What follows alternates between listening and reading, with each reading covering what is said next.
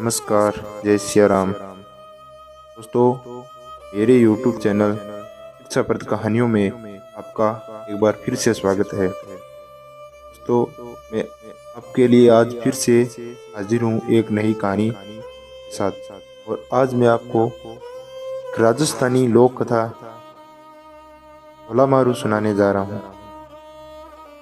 मुझे उम्मीद है आप लोगों को बहुत ही ज़्यादा पसंद आएगी। अगर आप लोगों को पसंद आती है, कमेंट करके मुझे मोटिवेट करें और मेरी कहानी को आगे से आगे शेयर करें। अगर आप मेरे चैनल पर नए हैं, मेरे चैनल को सब्सक्राइब जरूर करें। धन्यवाद। अब कहानी शीर्षक पर।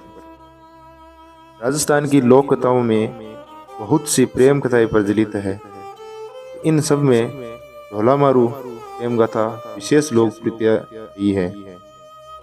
इस गाथा की लोकप्रियता का अंदाजा इसी बात से लगाया जा सकता है कि 8वीं सदी की इस घटना का नायक ढोला राजस्थान में आज भी एक प्रेमी नायक के रूप में स्मरण किया जाता है और प्रत्येक पति पत्नी की सुंदर जोड़ी को ढोला मारू की उपमा दी जाती है। यही नहीं, आज भी लोकगीतों में स्त्रियां अपने प्रीतम को ढोला के नाम से संबोधित करती है। ढोला शब्द का पर्यायवाची बन चुका है। राजस्थान की ग्रामीण स्त्रियां आज भी विभिन्न मौकों पर ढोला मारू के गीत बड़े ही चाव से गाती है। ढोला नरवर के राजा नल का पुत्र था। इसे इतिहास में ढोला वह साल्व कुमार के नाम से जाना जाता है। ढोला का विवाह बचपन में जांगलू देश, जो कि आज बीकानेर के नाम से प्रसिद्ध है, पुंगल नामक ठिकाने के स्वामी परिवार राजा पिंगल की पुत्री मारवाणी के साथ हुआ था। उस वक्त ढोला 3 वर्ष का, मारवाणी मात्र 1.5 वर्ष की थी। इसलिए शादी के बाद मारवाणी को ढोला के साथ नरवर नहीं भेजा गया। बड़े होने पर ढोला की एक और शादी मालवणी के साथ हो गई। बचपन में हुई शादी के बारे को ढोला भी लगभग भूल चुका था। जब मारवाणी प्रौढ़ हुई, माँ बाप ने उसे ले जाने के लिए ढोला के नरवर कई संदेश भेजे। ढोला की दूसरी रानी मालवाणी को ढोला की पहली शादी का पता चल गया था। उसे यह भी पता चल गया था कि मारवाणी जैसी बेहद खूबसूरत राजकुमारी को कोई और नहीं सो उसने ईश्वरिया के चलते राजा पिंगल द्वारा भेजा कोई भी संदेश ढोला तक पहुंचने ही नहीं दिया।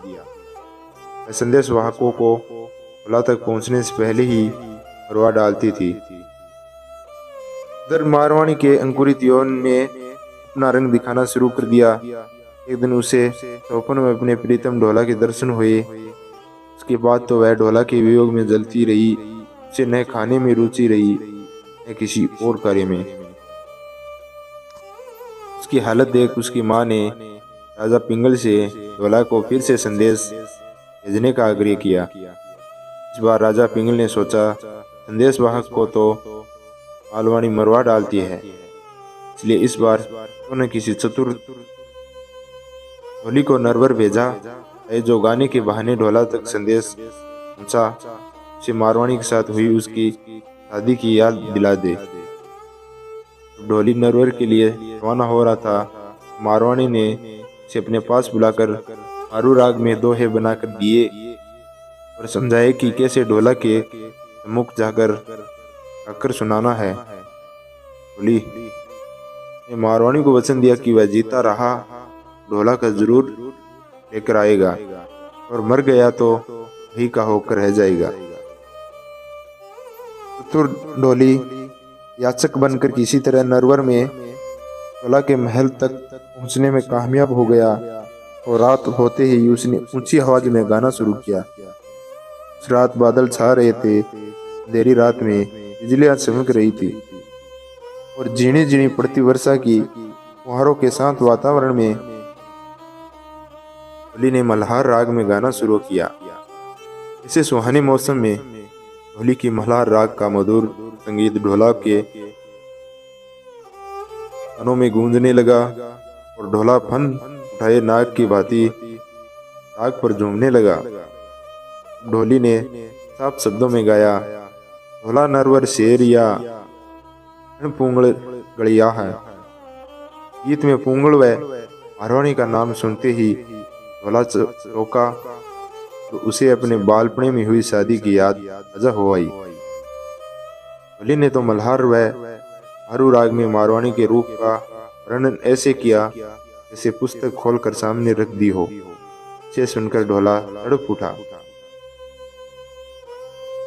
ढोली पूरी रात गा रहा।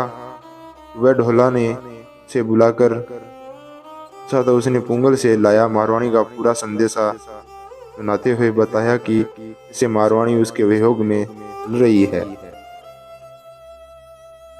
ढोला ने मारवाणी को लाने हेतु पुंगल जाने का निश्चय किया तो मालवाणी ने उसे रोक दिया। ढोला ने कई बहाने बनाए तो मालवाणी उसे किसी तरह रोक देती।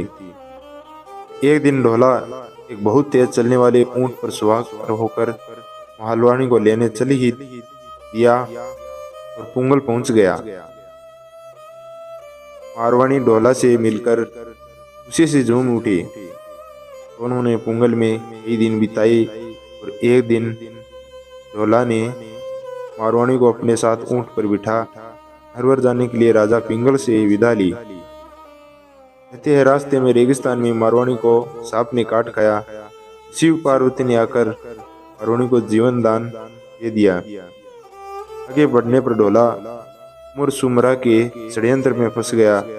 उमर सुमरा ढोला को हाथ से मारकर मारवाणी को हासिल करना चाहता था तो वह उसके रास्ते में आजम बिछा महफिल जमा कर बैठ गया। ढोला जब उधर से गुजरा तो उमर ने उससे मनोहार की और ढोला को रोक लिया। ढोला ने मारवाणी को ऊंट पर बैठे रहने दिया और खुद उमर के साथ मल की मनोहार लेने बैठ गया। दाढ़ी गा रहा था और ढोला उमर फेम की मनोहार ले रहे थे। उमर सुमरा के षड्यंत्र का ज्ञान दाढ़ी ढोली की पत्नी को था। वह भी पुंगल की बेटी थी तो उसने चुपके से षड्यंत्र के बारे में मारवाणी को बता दिया। मारवाणी ने ऊंट के एड़ मारी। ऊंट भागने लगा तो उसे रोकने के लिए ढोला दौड़ा। पास आते ही मारवाणी ने कहा, धोखा है, जल्दी ऊंट पर चढ़ो। और ढोला उछलकर ऊंट पर चढ़ गया। उमर सुमरा ने घोड़े बैठ पीछा किया पर ढोला का वह काला ऊंट उसके कहाँ हाथ लगने वाला था। ढोला मारवाणी को लेकर नरवर पहुंच गया और उमर सुमरा हाथ मलता रह गया। नरवर पहुंचकर चतुर ढोला तोतिहाडा की नोक झोंक का समाधान भी करता है। मारवाणी व मालवाणी के साथ आनंद से रहने लगा। इसी ढोला का पुत्र लक्ष्मण हुआ। लक्ष्मण का भानु और भानु का पुत्र राम प्रतापी वज्रदामा हुआ, जिसने अपने वंश का खोया अजय ग्वालियर ने जीतकर कछवा है अजय लक्ष्मी का उद्धार किया। आगे चलकर इसी वंश का एक राजकुमार राय राजस्थान आया। इसने मांची भांडारेज वो है लोटावाड़ा आदि के मीणों को मारकर अपना राज्य स्थापित किया। उसके बाद उसके पुत्र अकिल देव ने मीणों को परास्त कर आमेर पर अपना राज्य स्थापित किया, जो देश की आजादी तक अपने वंशजों के पास रहा। यही नहीं, इसके वंशजों में रघुवासी भैरू सिंह जी शेखावत देश के उपराष्ट्रपति बने। इसी वंश के श्री देवी सिंह शेखावत की धर्मपत्नी श्रीमती प्रतिभा पाटिल आज इस देश की महामहिम राष्ट्रपति है। ढोला को रिझाने के लिए दाढ़ी द्वारा गाए कुछ दोहे। अखड़िया डंबर बही नहन गमाया रोए, क्यों साजन प्रदेश में रहा इढ़ाना होए। आंखें लाल हो गई है तोरों के नयन गवाह, आंखें लाल हो गई है तोरों के नयन गवा दिए है। साजन प्रदेश में क्यों पराया हो गया है। सूजन बणिया ने सांभरी मना ने विसा री है। तुझा लाल बहाचियों लिख चितान रहे। पूरे लोगों की बातों में आकर उसको मन से मत निकालो। तुझा पक्षी के लाल बच्चों की तरह है, क्षण क्षण आपको याद करती है। आंसू से भीगा चीर निचोड़ते निचोड़ते उसकी हथेलियों में छाले पड़ गए हैं। तू साहिबा ने आवियो सावण पहली तीज, तीजन तले जबूकड़े ऊंद मरेणी कीज। यदि आप सावन की तीज के पहले नहीं गए तो मुग्धा बिजली की चमक देखते ही हिजकर मर जाएगी। आपकी मरवण के रूप का बखान नहीं हो सकता। तो जन्म के बहुत पुण्य करने वालों को ही ऐसी स्त्री मिलती है। कमणी कमणी बहुमणि सुणोमणि कुछ सुकच्छ, कोरी गंगा नीर ज्यों मन गर्वी तन कच्छ।